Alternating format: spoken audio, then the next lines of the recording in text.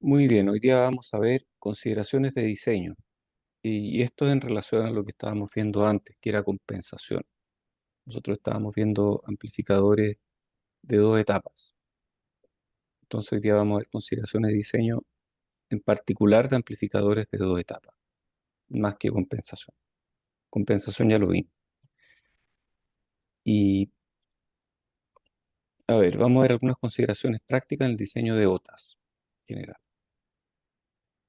Hay muchos grados de libertad, a veces como que se nos olvida eso en esta topología que es muy genérica, ¿cierto? Entonces hay que hacer un análisis a mano cuidadoso y la idea es no caer en el monospice. Eh, y algo que no sale en esta lámina, pero que es súper importante, yo diría que la mitad del problema, la mitad o tal vez más del problema de diseño es especificar bien el problema. Eso es algo que yo diría que es de las cosas más subvaloradas que hay. Cuando uno se enfrenta a un problema, uno quiere que el problema esté bien definido, como cuando hay una prueba, y a uno en la prueba le dicen usa esta corriente o usa esta potencia máxima o este va a ser tu ancho de banda. Como que los problemas en general, perdón, quiero mirar, como que los problemas en la vida suelen estar súper bien, eh, uno los espera así como problemas de prueba que estén súper bien definidos. Y en la práctica los problemas no están tan bien definidos. Eh, en la industria, por ejemplo, es súper raro que a uno le den un problema y que ese problema tenga especificaciones congeladas que nunca más vayan a cambiar. En cambio, en la academia tampoco pasa. Yo me acuerdo en mi doctorado estuve lidiando con cambios en las especificaciones por mucho tiempo. Entonces, al final, eh, uno de los grandes problemas que yo he enfrentado en la vida es la especificación de los problemas. Los problemas rara vez están bien especificados. Cuando uno tiene mira, diseña tu nota que tenga este ancho de banda, esta ganancia, esta potencia máxima, este nivel de ruido, estos rangos de entrada y salida de modo común, ya está la mitad del problema resuelto. Así que no, no den por hecho que uno siempre va a tener súper bien definido el problema. ¿De qué les sirve esto? Bueno, esto que les digo sirve porque hay que estar preparados, porque en el futuro ustedes se van a ver enfrentados a problemas que están mal definidos y que a veces la definición requiere de su propio input.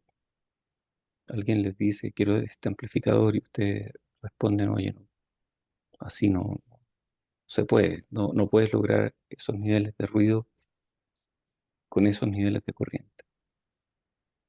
Ah, ya, entonces voy a transar en esta otra especificación. Como que es inevitable. Eh, bueno, ya vimos, las ecuaciones de Lotas de dos etapas son complicadas. No complicadas en el sentido que sean difíciles de entender, son complicadas en el sentido que tienen un montón de términos. No es simplemente un, no es simplemente un sistema de segundo orden. Y algunas cosas dependen de otras. Mi capacitancia de carga mi amplificador, y como que todo está interrelacionado. Entonces, y más encima, no sé, pues, las capacitancias en sí dependen de los tamaños de los transistores. Pero ojo, son esos transistores los que tenemos que especificar y darles tamaño. Entonces, ¿cómo podemos meter en las ecuaciones unas capacitancias que dependen del tamaño de los transistores? Como que todo está interrelacionado. Entonces, la solución es que esto sea un proceso iterativo. Esto necesariamente va a ser iterativo. Es como imposible dar con la solución en la primera iteración. Y ahí, pero después de la primera iteración uno va cachando para dónde van las cosas. Entonces, este es un ejemplo posible de flujo de diseño. Puede ser o puede no ser. Tómenlo como un punto de referencia. Paso 1, elegir CGG1 y CGG2 basado en consideraciones empíricas. Vamos a ver consideraciones empíricas en esta clase. Después, usar esas estimaciones iniciales, que ya tomaron un CGG1 y un CGG2 iniciales, los metieron en sus ecuaciones y obtuvieron capacitancias de unión. Ya, con esa ya pueden calcular eh, punto de operación de tal vez. No, capacitancias de unión, ni siquiera punto de operación. Después calculan el capacitor de compensación según ruido. Ya vimos en la clase pasada que el capacitor de compensación es el que define el ruido en los amplificadores. Entonces, usando esas ecuaciones, y claro, no van a tener todos los datos, pero van a tener KT partido por CC y un factor, y ese factor lo pueden asumir y luego calculan CC. Después, teniendo CC, ya tienen la carga de la primera etapa, entonces de ahí pueden calcular GM, FT, GM partido por ID. Y lo mismo para la segunda. Y se van a dar cuenta que no funciona muy bien, luego iteran, usan diferentes opciones, encuentran anchos y verifican con Spice, después de eso resuelven discrepancias. Ese es más o menos el proceso de diseño. Y esto, lo ideal, es hacer un script en MATLAB o en Scilab o en Python. O sea, todo lo que es software de computación científica.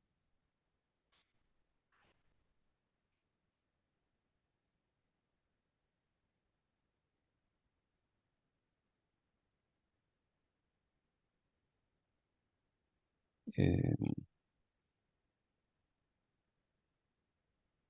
con eso ustedes pueden hacerse un script que vaya haciendo todos los cálculos de una y termine, por ejemplo, con los anchos y las corrientes.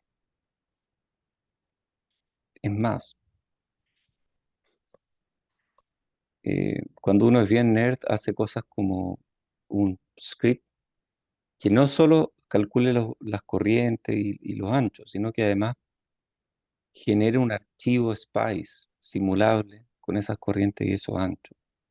O uno puede, por ejemplo, tener un archivo SPICE con parámetros, todo parametrizado, y uno después le pone punto include y pone un archivo de parámetros.spice. Y uno con MATLAB genera ese archivo de parámetros y luego lo manda a simular. Y genera una tabla con resultados y después uno analiza esos resultados. Se pueden hacer todas esas cosas. Bueno, hoy vamos a hablar de este flujo en particular. Acerca de esas discrepancias que dice acá, resolver discrepancias. Podemos esperar discrepancias entre SPICE y los cálculos a mano del orden de 10 a 20%. Y tienen varias razones. Se deben porque, no sé, pues hay cosas que dependen de BDS y uno a veces no pesca BDS, no lo toma en cuenta en la ecuación. Otras veces está el error de estimación de las capacitancias de unión, que es el paso que estaba aquí. A veces simplificamos la ecuación. A veces nuestros modelos no son tan buenos. Piensen que SPICE utiliza este modelo de transcapacitancia, cuando en realidad nosotros usamos capacitancia individual y tratamos como de armar una transcapacitancia equivalente. El otro día fue una charla que decía ¿por qué Spice miente?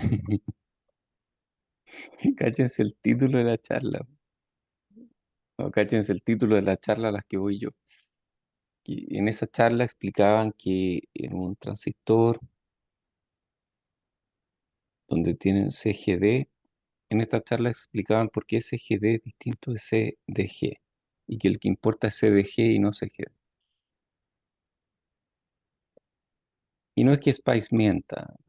Cuando uno le pide la capacitancia Spice, uno tiene CGD y CDG distinta. ¿Y por qué es distinta? Porque hay un diodo entre medio, entonces, que la que a uno le importa en realidad es esta. Y cuando Spice hace los cálculos, lo hace súper bien. Spice como que no se equivoca. Uno se equivoca al meterle cosas a Spice. Entonces es divertido cuando dicen Spice miente. No, Spice no miente. Spice es una calculadora. Pero es como provocativo, un título súper provocativo y al final uno termina cayendo en charlas. Estaba interesante, sí, porque Spice miente.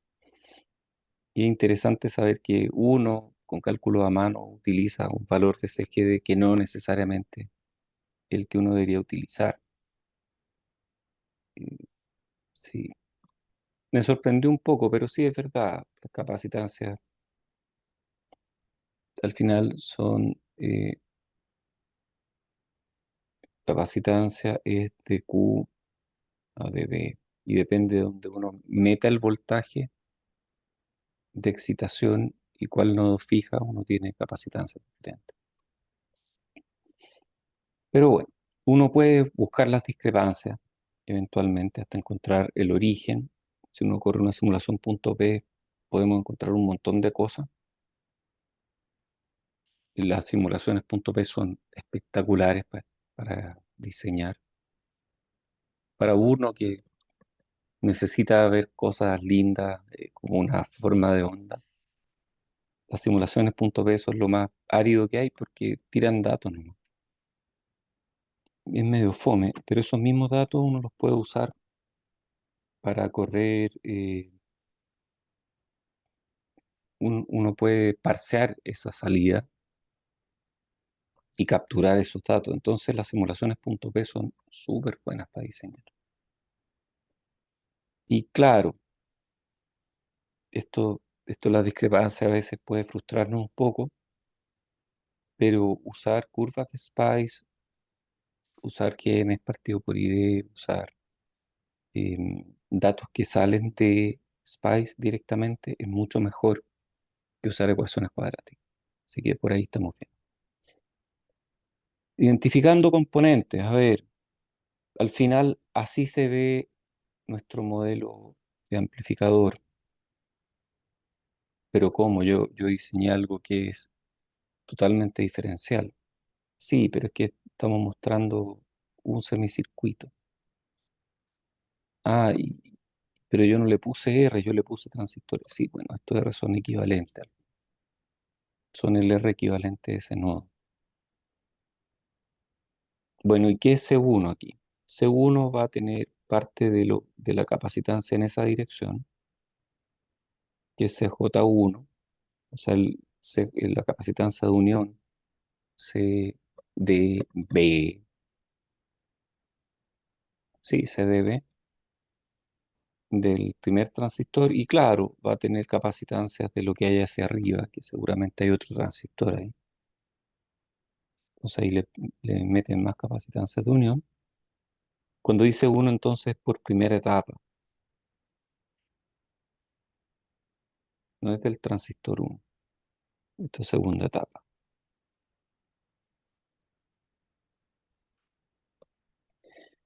Eh, claro, y C1 va a incluir también CGG2. Después C2 va a incluir CL, por supuesto, va a incluir las capacitancias de unión de la segunda etapa en ese nodo, y va a incluir también la capacitancia vista en esa dirección, que como calculamos hace varias clases atrás, por este Miller es 1 menos beta por CF, donde beta incluye todas las demás capacitancias que no hemos visto. Por simplicidad, podemos despreciar las capacitancias de unión en esta discusión, igual las podemos agregar al script. Entonces, decisión de ustedes. ¿Qué hay con la frecuencia de crossover del lazo? Bueno, frecuencia de crossover habíamos visto que era aproximadamente esta expresión que está acá, beta GM1 partido por CC. O sea, la frecuencia de crossover depende de beta, que es súper importante, que es nuestro factor de realimentación, del GM de este transistor y del CC. Entonces el GM2 como que parece que me afecta más la salida, pero no me afecta tanto mi frecuencia de crossover.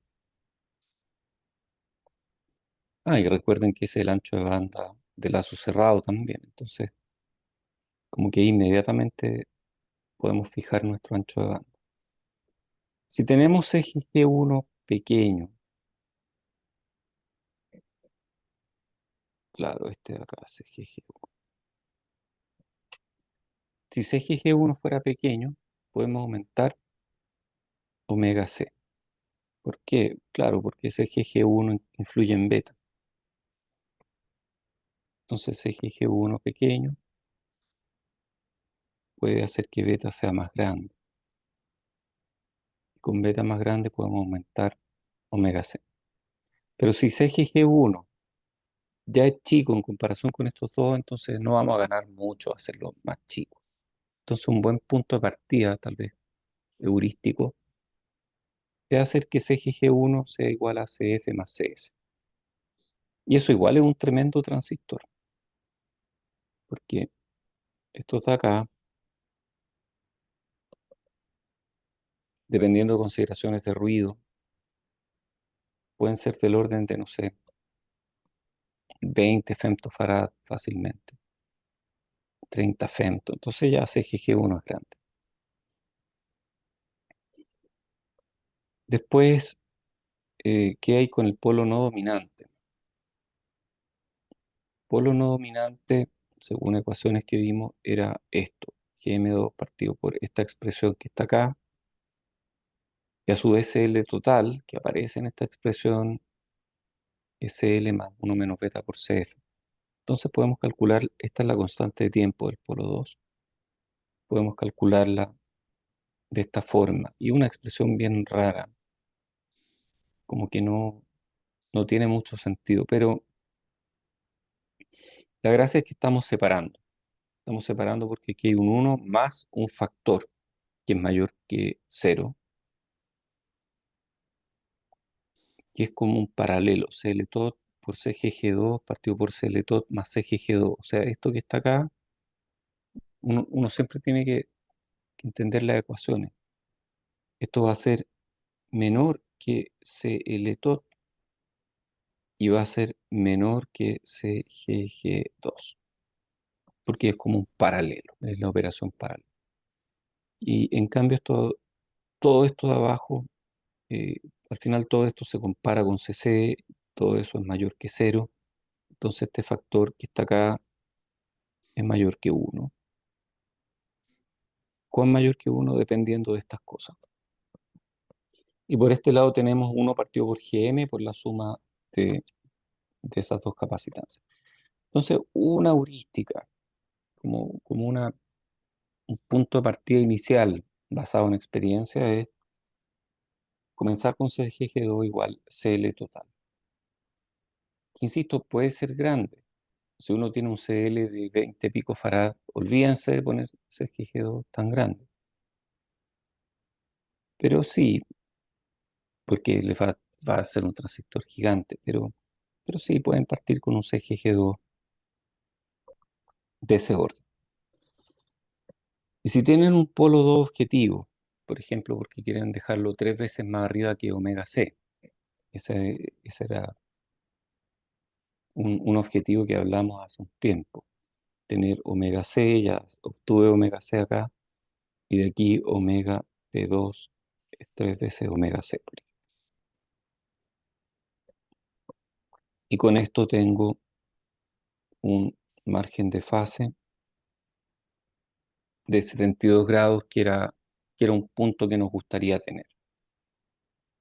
Nunca dijimos por qué. La razón es que un margen de fase de 72 grados, lo vamos a ver más adelante, nos da una respuesta súper rápida en amplificadores de capacitores conmutados. Como que el transiente es más rápido. 72 grados tiene un poquito de overshoot y un poco más rápido que algo de 90 grados sin overshoot. Entonces esa es la razón. Se la estoy adelantando, pero esa es la razón. Entonces, para un omega P2 objetivo que podemos sacar de esta ecuación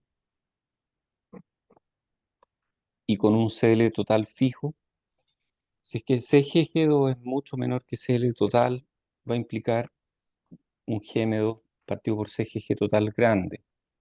O sea, queremos un FT grande. Y eso significa un GM partido por I de bajo. Y eso significa mucha potencia. Necesitamos mucha corriente para lograr GM. Si al revés CGG2 es muy grande, vamos a necesitar exceso de GM2 y potencia para alcanzar el omega P2. O sea, vamos a tener que meterle más GM igual, porque CGG es muy grande. Entonces, como que está todo interrelacionado. Y hay un óptimo entonces. Si vamos a gastar potencia aquí, potencia acá, hay un óptimo de potencia en alguna parte. ¿Cómo elegimos CC? Usualmente, sobre todo en diseños de gran rango dinámico, y esto yo lo he visto harto, CC está dado por consideraciones de ruido. Recuerden que el ruido finalmente es como KT partido por CC por algo. Y ese algo suele ser 3, 4, no sé, de ese orden. Dependiendo, por supuesto, de los valores que haya. Algo mayor que 1 y algo, dependiendo de los valores que ustedes usen, puede ser 4, 5, no sé. Entonces, esto es súper importante, CC es súper importante. Si es que el diseño no está restringido por ruido, digamos que un diseño eh, de muy bajo rango dinámico, eh, o más bien, sí, sí podemos hablar de rango dinámico, pero pensando en que finalmente estoy limitado por ruido. En ese caso, podemos partir con CGG2 igual CL total, que es más o menos el tipo de cosas que estamos en el punto 1 recién, como elegimos CGG1 y CGG2. Entonces podemos partir con CGG2 igual CL total. Y con eso desarrollamos cierta intuición de dónde se está moviendo, cuál es nuestro espacio de diseño. El concepto de espacio de diseño es muy bonito porque me dice cuánto me puedo mover, dónde puedo explorar mi solución. Y con esto uno parte en un punto del espacio de diseño donde probablemente voy a estar relativamente cerca de mi solución. Con esta elección, reemplazando en esta ecuación, estos dos son iguales, estos dos de aquí son iguales. Entonces nos va a dar esto que está acá. Y se simplifican un montón de cosas. Nos queda 2 partido por omega T2, en la frecuencia de tránsito del transistor 2, por 1 más CL total partido por 2 CC. Aquí estos dos están comparados de alguna forma. CC grande, si es que este CC fuera grande. Este va a ser chico. Este, perfecto. Significa que podemos bajar omega T2, o sea, darle más que M partido por ID y ahorrar potencia en la segunda etapa. Como que las conclusiones de esto no son tan obvias y como que dependen del punto de vista de qué es lo que uno está fijando. Entonces, insisto en lo que dije, esto es Esto es una posible metodología de diseño. Pero CC grande requiere mayor GM1, entonces ahí volvemos al problema de, eh, la frecuencia de crossover. Por lo tanto, más potencia en la primera etapa. Entonces hay un óptimo para CC. Y así uno va iterando y con eso terminamos esta parte que es cortita, pero es una parte de la materia que les puede ayudar como a cómo partir, porque uno siempre tiene dudas de cómo partir en el diseño. Y cuando yo tomé este curso la primera vez, recuerden que lo tomé 2 veces para aprender más, la segunda vez sin nota, le preguntaba a un alumno, el profesor Tom Lee, ¿cómo diseña un amplificador? Y Tom Lee le dijo, ¿cómo diseña un edificio? Y le hizo este dibujo en la pizarra. Y bueno, según especificaciones, tal vez necesites que sea más alto, más bajo. Ya, y diseñaste eso. Y después dices, no, en realidad no me gusta porque es muy cuadrado. Entonces, ¿cómo hacerle un sacado ahí?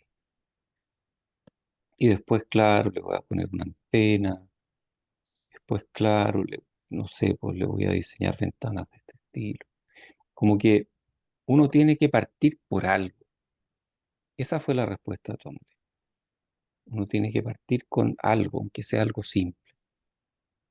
Y después de que uno ya ve que eso no sirve por alguna razón, uno tiene que cambiarle cosas, agregarle cosas, quitarle cosas. Entonces, la respuesta que él dio fue, estos diseños son iterativos. Como son iterativos, uno tiene que tirarse a la piscina con un diseño inicial, que tal vez no es el definitivo, seguramente no es el definitivo, pero está bien. Y después uno le va cambiando cosas. Donde yo trabajo, ahí es bien bonito, ¿ah? Porque uno termina con un diseño que tiene iteraciones.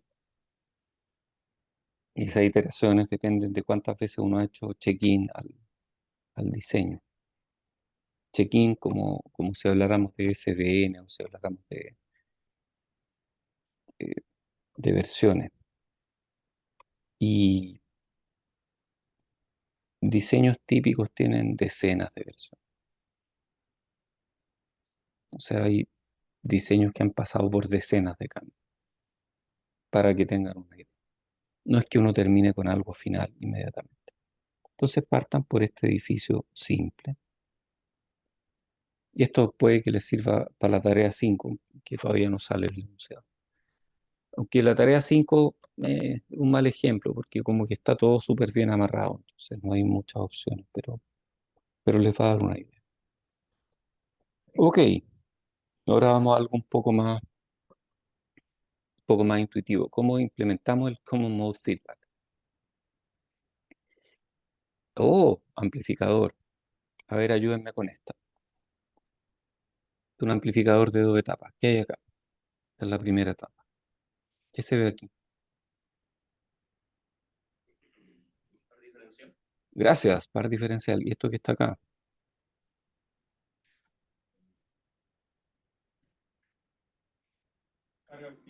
Muy bien, carga activa. Después venimos con la segunda etapa. ¿Qué es esto? Está replicado 2 veces.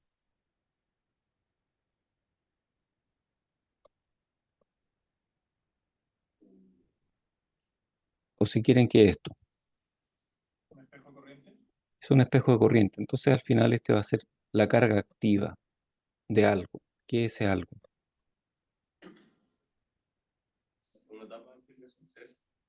CS, gracias. Entonces ya ahí tenemos nuestro amplificador de 2 etapas. Súper. Esto acá ya saben, esto es compensación, ¿cierto? Y después esto de aquí calcula el promedio de estas 2 salidas para calcular aquí el VOCM. Yo comparo el VOCM con el VOCM deseado y aplico algún tipo de G aquí. O sea, quiero quiero que esto tire corriente para mover el modo común. Entonces, por ejemplo, si mi modo común de salida está muy alto, si este es muy alto, este de aquí, esta entrada diferencial va a ser baja. Si es baja, va a soltar corriente y va a hacer que estos dos suban. Si esos dos suben, este sube, y como este es un CS, este baja y este baja, restaurando el modo común donde queríamos verlo. Entonces ahí está nuestro lazo de realimentación que tiene varios polos. Está el polo de la primera etapa, está el polo de la segunda etapa, está el polo de esto, posiblemente un polo de esto. Son varios polos. Entonces hay que tener ojo ahí, porque esto tiene realimentación. Por lo tanto, puede haber problemas de gracias, estabilidad. Siempre que hay realimentación podemos tener problemas de estabilidad. ¿Cómo seleccionamos G? Porque queremos tener un G que sea capaz de cambiarnos esto lo suficiente. Entonces, a ver, pensémoslo bien. Va a haber un error aquí, va a haber un error en el modo común de salida.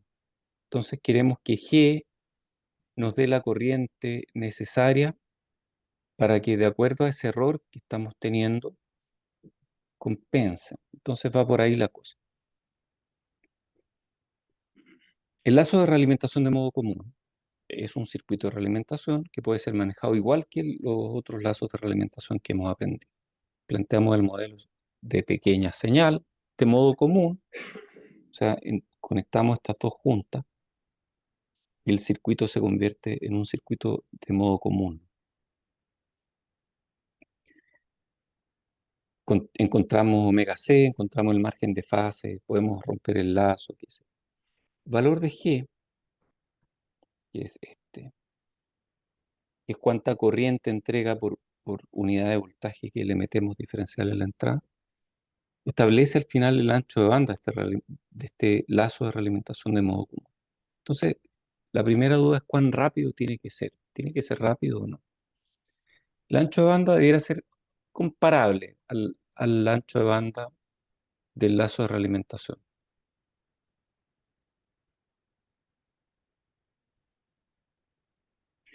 Para que se recupere rápidamente ante perturbaciones del modo común. Pero no tiene que ser no tiene por qué ser tan rápido. Entonces, podemos tener un límite superior ahí. Usualmente el ancho de banda del lazo de realimentación de modo común puede ser de, no sé, 30% del ancho de banda principal. Por ejemplo, si un circuito de capacitores conmutados donde nos establecemos en 10 constantes de tiempo, digamos que vamos a usar 3 constantes de tiempo para establecer el lazo de realimentación de modo común. Y con 3 constantes de tiempo ya estamos llegando al 95% del valor de la perturbación. Así que sí, 3 constantes de tiempo está bien. Recuerden que el lazo de realimentación de modo común no tiene por qué ser tan preciso. Lo único que buscamos es que el modo común quede donde debe estar y que, y que todos los transistores estén operando en región activa. Pero si cambia algunos milivolts, da lo mismo. Recuerden que la señal es diferencial. La señal, esta diferencia, estas dos, entonces, claro, no va a ser tan crítico si es que estamos un poco corridos.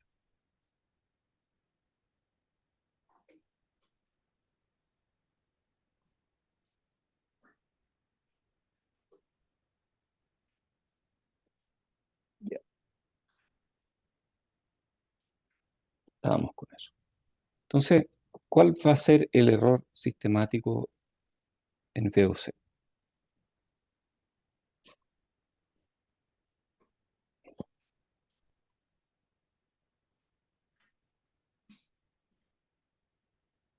Entonces, esto de aquí es el modo común de salida, y yo voy a compararlo con el modo común deseado, y esto me va a dar un voltaje. Este es el voltaje que voy a multiplicar por G para meter aquí como una corriente, y esa corriente después va a darme voltaje de nuevo. Si hacemos el cálculo, delta VOC va a tener que ver con esa diferencia de corriente entre estos transistores, entre los que tiran hacia arriba y los que tiran hacia abajo, partido por G. Entonces uno puede como decir que delta VOC, o el error en mi voltaje modo común de salida, se relaciona con el error de las corrientes partido por G. Esto asumiendo linealidad, y claro, si estamos cerca del punto de operación, entonces podemos asumir linealidad.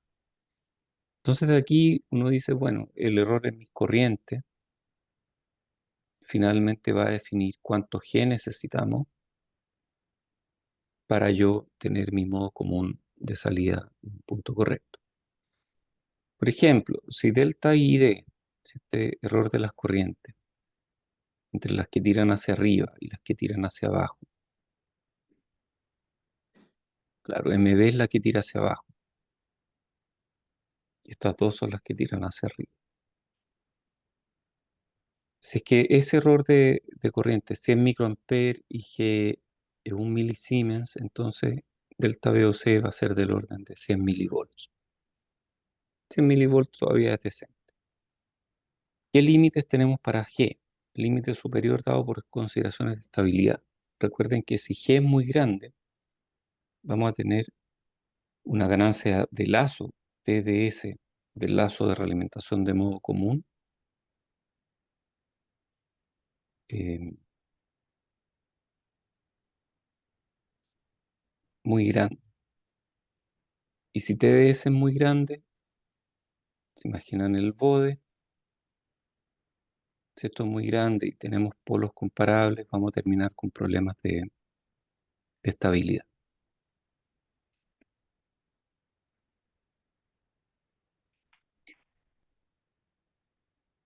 Entonces es un problema. Si al revés le damos un G muy bajo, claro, G muy bajo va a resultar en este VOC mal definido que va a subir y va a bajar. Y si sube y baja mucho, tal vez nos aplaste estos transistores, o tal vez no entregue el valor correcto que estamos buscando para la primera etapa, para la siguiente etapa, perdón. Entonces, finalmente el lazo de realimentación de modo común eh, define el límite inferior. Ya, vamos con algunas implementaciones prácticas del lazo de realimentación de modo común. Aquí tenemos, este es de una etapa, este es un amplificador de una etapa, para dos etapas es lo mismo. Entonces, las preguntas son, ¿cómo medimos esto? O sea, ¿cómo medimos este promedio? Porque al final este es el promedio de VOM y VOP. ¿Cómo comparamos con el valor deseado? Esto es algún tipo de comparación. Y después, ¿cómo controlamos? O sea, ¿qué perilla ponemos aquí para darle corriente a esa etapa?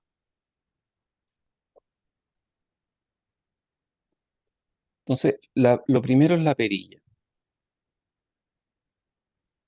Aquí le pusimos m igual 10, aquí le ponemos m igual 8 y m igual 2, o sea, esto lo vamos a igualar. No necesariamente, podríamos haber hecho de otra forma, podríamos haber dicho, no, ¿sabéis qué? Yo quiero que este sea m igual 1 y voy a amplificar la corriente por 10. Sí, esa también es una solución. Generalmente uno mantiene las razones de corriente del orden de 10. Y estamos separando el 80% de la corriente fija y el 20% de la corriente variable. Sí, es un buen punto de partida. Yo he hecho 70-30, he hecho 50-50. Hay gente que dice, ¿por qué no poner toda la corriente variable y cero corriente fija? Y eso va a implicar, claro, va a requerir más ganancia. O no, al revés, va a requerir menos ganancia porque va a tener más movimiento aquí.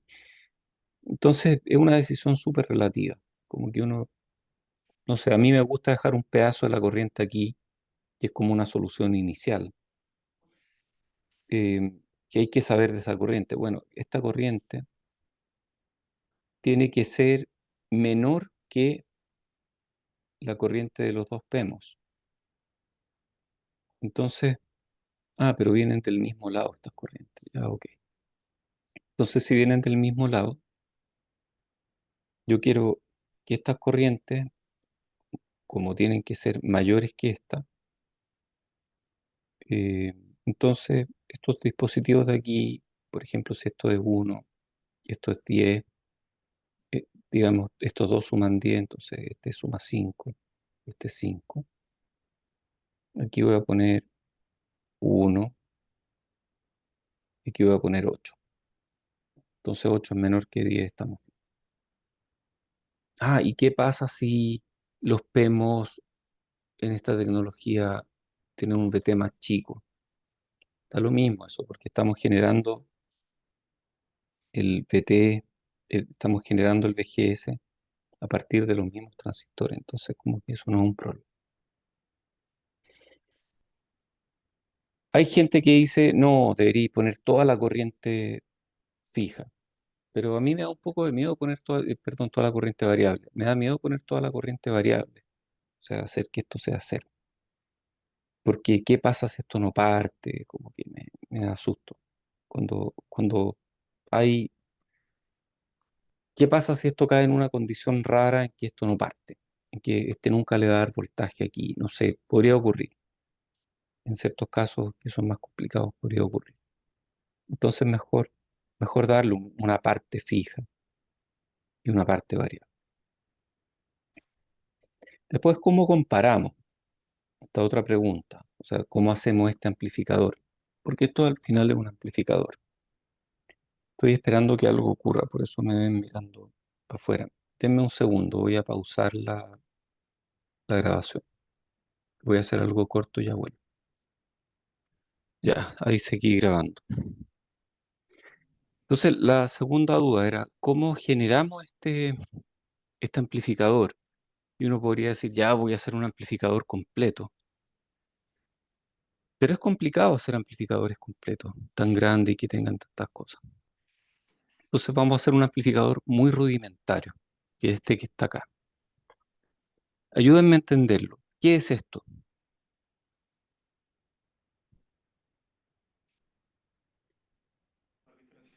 Es un par diferencial en PMOS. Muy bien.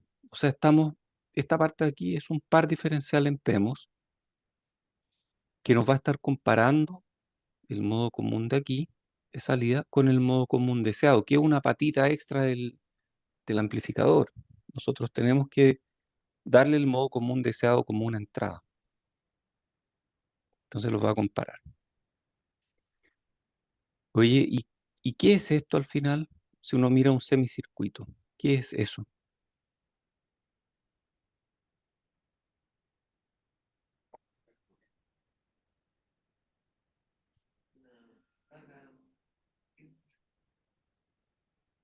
¿Cómo?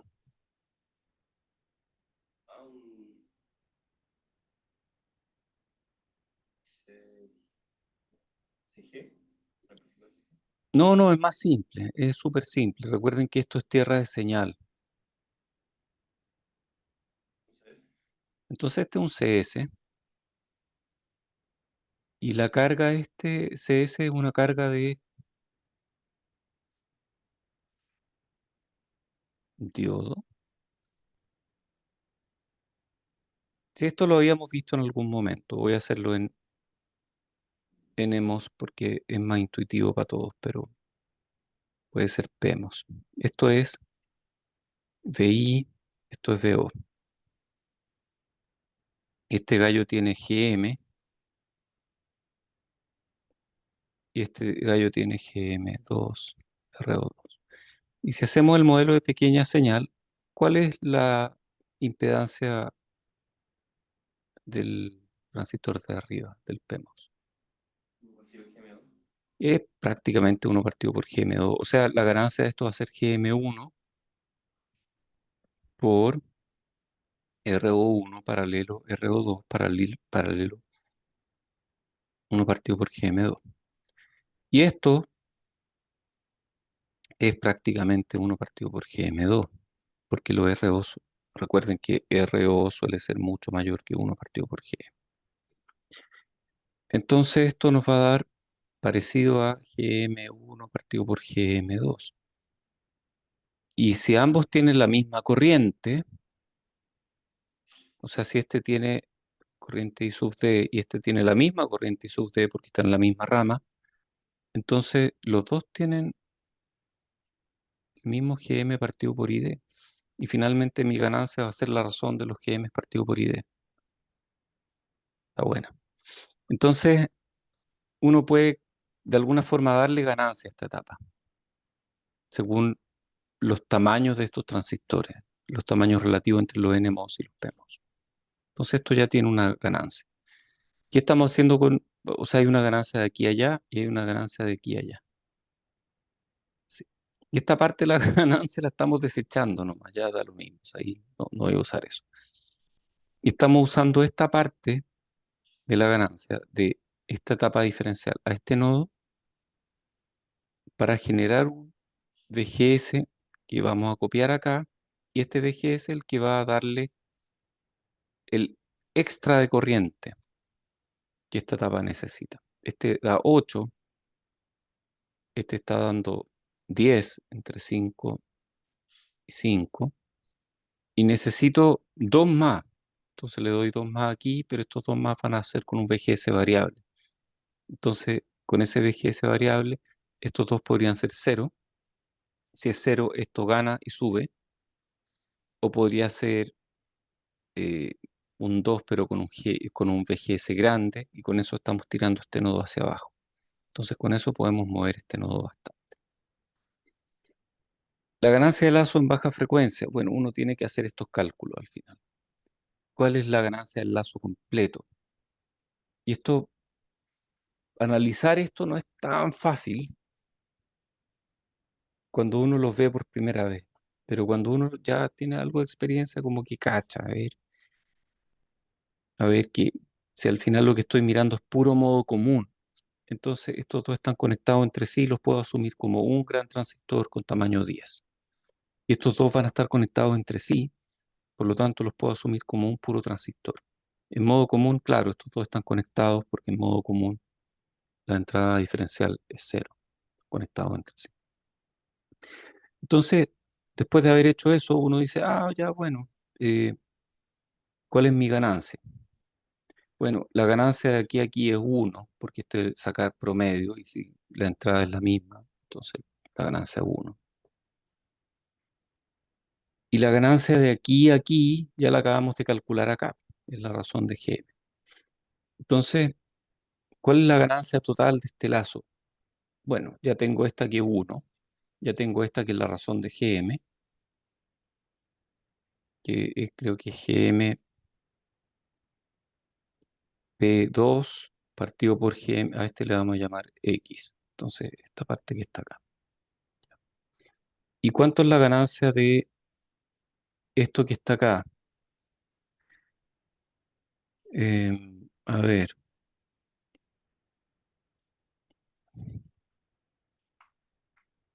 ¿cómo se ve esto?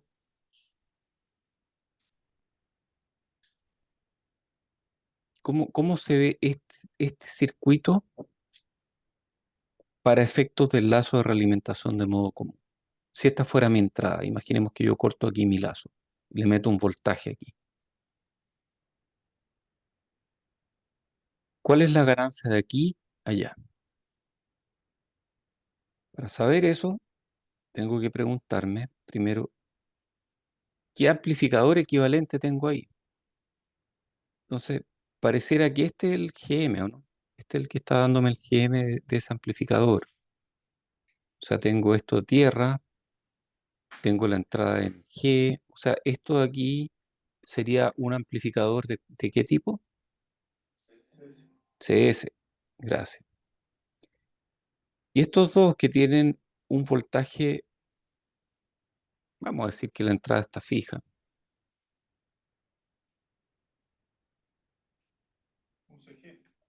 un CG, y un CG encima de un CS, ¿qué es?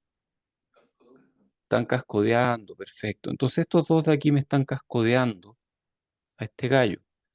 Por lo tanto, la ganancia de aquí a aquí va a ser el GM de la cola, de- que en este caso es cola, pero estoy aplicando mi entrada ahí, por el RO de todo esto. Y si estoy cascodeando lo que está abajo, entonces el RO de abajo es gigante. Y ese RO gigante queda en paralelo con el RO de arriba. Entonces, RO gigante en paralelo con RO de arriba es RO de arriba. Entonces, esto va a ser más o menos el GM de abajo multiplicado por el RO de arriba, que son los ROs que están acá arriba. Y como que ahí uno puede hacer el cálculo. ¿Y por qué 25%? Sí, claro, porque esto es finalmente una parte nomás. Esto es una parte y era GMX, ya no me acuerdo. Pero lo importante aquí es saber de dónde salen estos términos en el diseño propio que ustedes están haciendo. O sea, uno puede de aquí decir, si yo le meto un VT, de aquí allá hay ganancia, esa ganancia finalmente multiplicada por la ganancia de esto es la ganancia de mi lazo. Y el lazo va a controlar mejor todavía si MP1 tiene cascodo. O sea, si estos gallos que están acá están cascodeados, va a controlar mejor todo. Ya, pues, entonces ya tenemos una idea de qué hace este amplificador. Aquí le damos una corriente cola más chica respecto de esta, etcétera. Ya, ¿cómo medimos? Pasemos a la segunda pregunta. ¿Cómo medimos el modo común de salida? Y claro, uno puede poner dos resistencias, VOM, VOP, con dos resistencias y tenemos el promedio y listo. Ya se resolvió el problema. Divisor de tensión resistivo puede afectar la ganancia. Ups, eso es malo. Claro, porque yo al final estoy poniendo estos dos aquí. Y si este sube, este baja, este se queda fijo, es como si este fuera tierra de señal. Entonces esto es lo mismo que si yo le estuviera conectando esta resistencia a tierra en la salida. O sea, estoy multiplicando el GM por R, por los R que sea, en paralelo con otro R, en paralelo con este R de medición. Estoy echando a perder la ganancia al tiro. No me sirve así. Entonces, una idea sería usar aquí un seguidor de fuente. Y aquí un seguidor de fuente. Y con esos seguidores de fuente yo no cargo mi salida. El problema de estos seguidores de fuente es que me desplazan el voltaje porque le quitan un VGS o le suman un VGS, dependiendo si lo hago con NMOS o PMOS. Pero además me dejan un rango más chico, me achican el rango de operación. Entonces ahí podría haber problemas de voltaje. Y la otra alternativa es usar esta medición en vez de resistiva, hacer una medición capacitiva. Lo malo de los capacitores es que, ¿qué pasa si tienen carga inicial distinta? Voy a tener un offset ahí, entonces tengo que refrescarles la carga inicial regularmente para evitar ese offset. Entonces, hay muchas opciones de realimentación de modo común usando usando capacitores. Esta es una de ellas. Esta es una de ellas típica, paper viejo ya. Utiliza estos capacitores CM para establecer el voltaje de los capacitores de medición. Entonces es un poco raro este circuito, pero es un poco difícil de entender. Lo que dice aquí es que este es el voltaje de referencia, este es el voltaje de modo común de la salida. Entonces, yo en Phi1 voy a conectar estos dos. Y voy a hacer lo mismo aquí abajo. Voy a conectar referencia. Este es el modo común deseado. Esta referencia va aquí. Y este es el modo común medido. Entonces, en Phi1 voy a meterle aquí la diferencia entre el modo común medido y el modo común deseado. Vref es VOCM deseado. Ok, eso pasa en Phi1. Entonces Phi1 ya los cargué. Ahora abro Phi1, cierro Phi2 y conecto. Esta es mi salida diferencial. Esto es VO más y VO menos. Esta es mi salida diferencial. O sea, estos son VO menos y VO más. Los conecto a mi modo común, a mi diferencia entre el modo común deseado y el modo común de referencia, de real. Y lo que pasa acá, pasan dos cosas. Uno, que mi salida es como un promedio entre estos dos voltajes de salida, o sea, un modo común. Es un promedio, pero a ese promedio además le estoy restando la diferencia entre el modo común de salida y el modo común deseado. Entonces, no es un promedio simplemente como suma partido por 2, sino que suma partido por 2 menos el error. Y eso se lo estoy metiendo a esto que está acá, y esto que está acá es súper difícil de entenderlo así nomás, pero esto que está acá es la forma de actuar sobre mi circuito de realimentación de modo común. ¿Qué? Sí, pues mira, yo aquí le estoy agregando a este que es una corriente base, le estoy agregando una corriente adicional para sumar la corriente total. Pero ¿qué pasa si yo en lugar de hacer eso, pusiera aquí una corriente base de 12?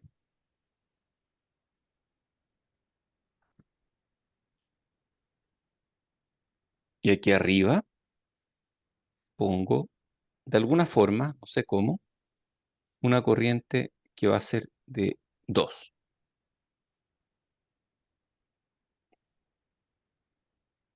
Y esa de 2, a esta de 12, se la estoy restando. Como que en vez de sumarle la corriente aquí abajo, se la resto allá arriba. Y al hacer esto, terminamos con una corriente neta en este nodo de 10, que era lo que buscábamos. Entonces, esto que está haciendo este circuito acá es meterle es quitarle corriente a esta base, a esta cola, para que esa diferencia de corriente en este nodo X finalmente sea la corriente de la realimentación de modo común. Entonces, habíamos dicho, ya, este voltaje de acá va a ser mi VO promedio, o sea, va a ser mi VOCM, restándole además la diferencia entre VREF y VOCM. No sé cómo escribirlo aquí para que tenga sentido, pero prefiero ponerlo menos V offset, que esta diferencia. O sea, esto es un V offset. Si es que mi VOCM es igual a mi voltaje de referencia, entonces ese offset va a ser 0. O sea, más que V offset va a ser mi V error.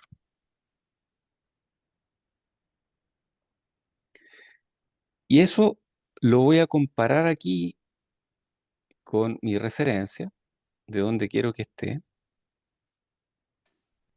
Y claro, si mi V error es 0, significa que mi VOCM es igual a mi referencia.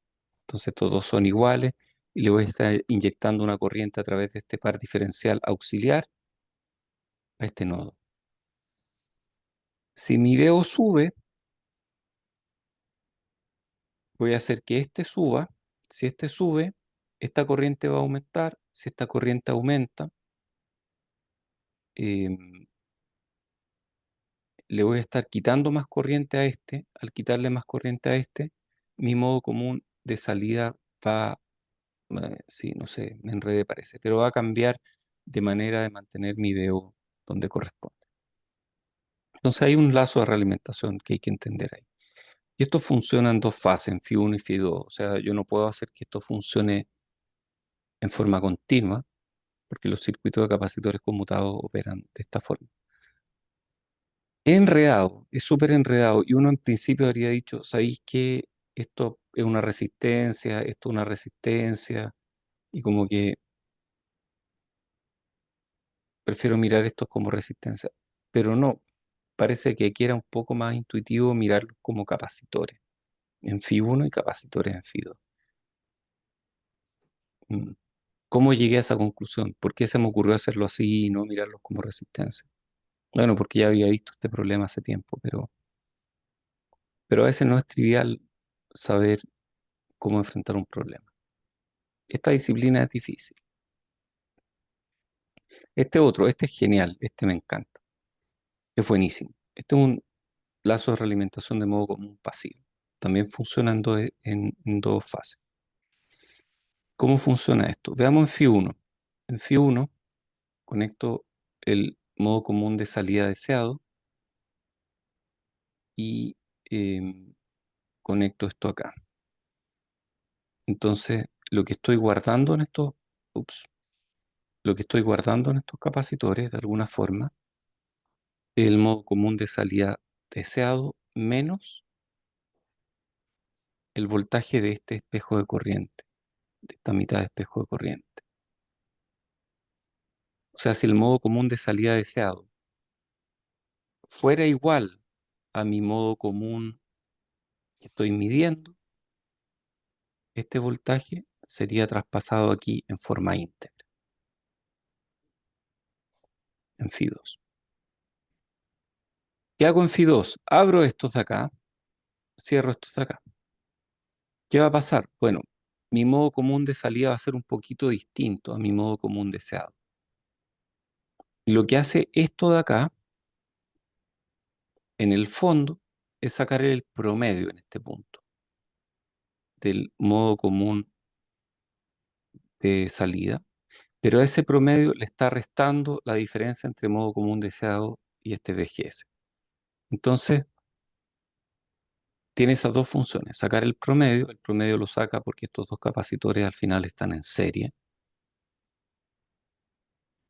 por eso estamos calculando el promedio, están en serie, pero además le estamos restando el voltaje de diferencia entre el modo común de salida deseado y el VGS de aquí abajo. Entonces, si mi modo común de salida es muy alto,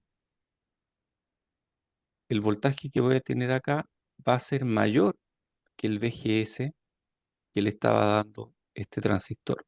Y este VGS era el voltaje justo para que aquí el modo común fuera lo que yo quiero que sea. Entonces, si mi modo común de salida es muy alto, este VGS que le voy a estar metiendo es muy alto y va a tirar hacia abajo estos dos y con eso voy a restablecer el modo común donde corresponde. Entonces, es como súper ingenioso. Un circuito de realimentación muy ingenioso porque utiliza, en vez de meternos con esto, que es poner un amplificador auxiliar y poner un circuito con resistores para medir el modo común de salida, estamos metiendo todo aquí. Esto de aquí es mi amplificador auxiliar y es mi circuito que detecta el modo común. Entonces es como súper ingenioso. Durante Fi 1 se inicializa este voltaje, como dije, y durante Fi 2 activamos el lazo de realimentación. Eh, este es complicado de entender, pero este uno lo puede entender fácilmente, así que lo insto a que lo hagan, que probablemente en la extensión de esta clase no se puede entender todo inmediatamente, entonces ustedes pongan una nota, tratar de entenderlo, y lo mismo aquí, tratar de entenderlo. Y, y con eso uno, no sé, puede entender que estos circuitos son ingeniosos. Al final, cuando uno ya empieza a dominar esto de los circuitos pasan a ser como mecanismos y no me van a entender todavía esto que les estoy diciendo, lo van a entender más adelante. Es como un mecanismo, en el sentido que yo tomo una polea, tomo una palanca, tomo, no sé, pues, un balancín y hago un mecanismo con cosas. Uno puede hacer lo mismo con circuitos. Y las cosas que se mueven en este mecanismo son voltaje, se mueven con fuerzas que dependen de la corriente, aparecen amplificadores con sus GM, aparecen resistencias de salida, aparecen amortiguadores, pero al final son mecanismos electrónicos. Y este mecanismo, que es súper simple y súper elegante y efectivo a la vez, encuentro un diseño extraordinario. Funciona súper bien, yo lo usé en uno de mis amplificadores y ni un problema. Funciona al tiro, uno lo prueba y funciona. Claro, hay dudas de ya qué capacitancias uso acá. Si uso capacitancias muy chicas, después cuando conecto esto acá, voy a tener divisores capacitivos que me van a afectar de alguna forma la precisión. Entonces, bueno, mejor uso capacitores grandes. Pero si uso capacitores grandes, voy a estar gastando mucha corriente, voy a requerir muchos ciclos, no, perdón, mucha corriente en cargar esto. Entonces ahí uno tiene que ver más o menos qué capacitancia utiliza y yo creo que un buen punto de partida es usar capacitancias parecidas a las de este CGS.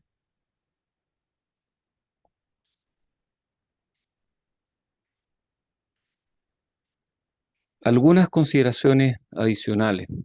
Este lazo de realimentación de modo común pasivo.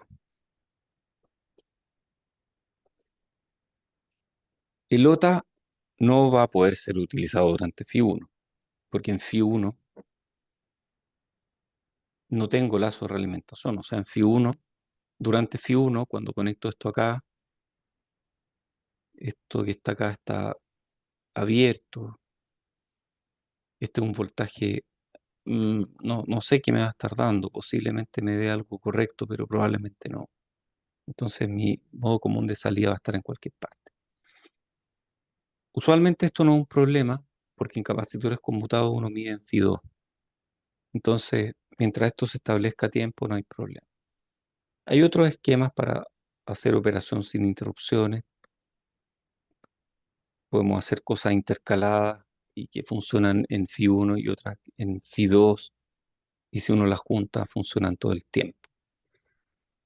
Por ejemplo, este circuito no funciona si necesitamos una inversión adicional en el lazo de realimentación de modo común. Por ejemplo, si es que tuviéramos dos etapas aquí.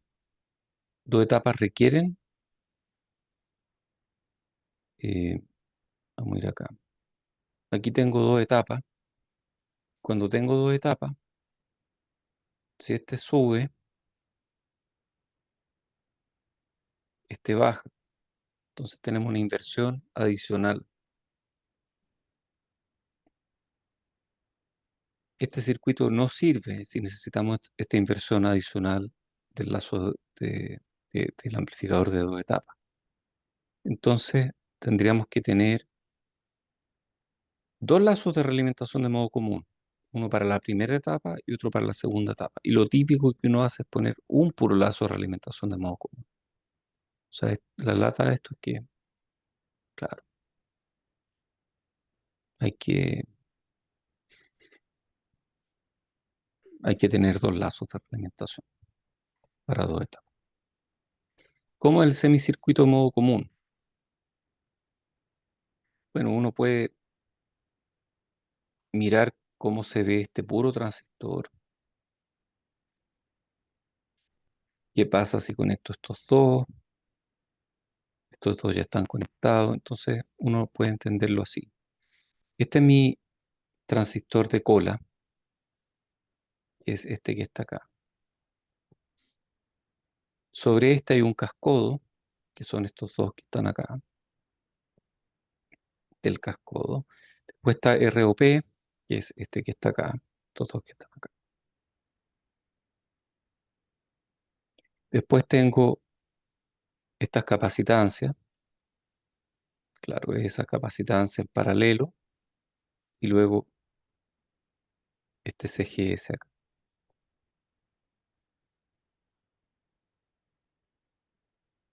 Estas son las en paralelo y aquí está CGS. Y después tenemos CL, que es la capacitancia de carga que, perdón, que hay acá.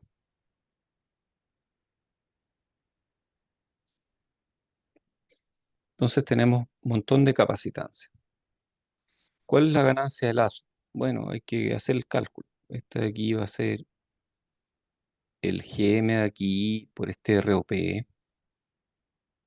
este GM 0,5 GMX por diseño, pero podemos hacer cualquier cosa, así que no se enreden con eso. Entonces la ganancia de aquí a acá, perdón, 0,5 GMX por ROP. Y después tenemos este divisor capacitivo, que es esto que está acá. Y la frecuencia de crossover, bueno, va a depender de GM y de C. En este caso, este es el valor. Aquí está el GMX. Si uno puede hacer estos cálculos, insisto, a veces uno se enreda con el álgebra, pero lo importante es saber hacerlo. ¿Cómo lo haría yo? Bueno, yo cortaría el lazo aquí, aplico una señal, veo qué es lo que sale acá, calculo el TDS y a partir de ese TDS veo dónde ese TDS corta cero y calculamos la frecuencia de crossover. Y aparece un polo no dominante ahí y a partir de estas ecuaciones uno puede calcular margen de fase, etc. Algunas consideraciones de diseño. El ancho de banda requerido por este lazo de realimentación de modo común va a depender del desbalance esperado. O sea, yo no siempre puedo resolver cualquier desbalance. Yo tengo que tener un desbalance máximo que estoy dispuesto a corregir. Va a depender de transientes de modo común, que tan malos sean. Va a depender de componentes AC. Va a depender de un montón de cosas. Idealmente, uno no debería ver que el modo común se vea afectado por las señales diferenciales. O sea, idealmente, si esta sube y esta baja en la misma proporción, el modo común no debería moverse mucho. Y en ese caso, el ancho de banda del lazo de realimentación de modo común deja de ser un problema porque se debería mover poquito. Para un circuito robusto en la práctica, el ancho de banda de la realimentación de modo común va a estar más o menos en un 30% del ancho de banda diferencial. ¿Cuándo ustedes se van a ver enfrentados a esto? En la tarea. En la tarea ustedes van a tener que diseñar un lazo de realimentación de modo común y van a ver que si le dan una ganancia muy grande, esta cosa va a oscilar. Entonces, la ganancia no tiene que ser tan grande y si la ganancia no es tan grande, va a tener un error permanente que tal vez ustedes pueden tolerar o no dependiendo de la aplicación. Es complicado, diseñar es complicado. Diseñar circuitos analógicos es complicado.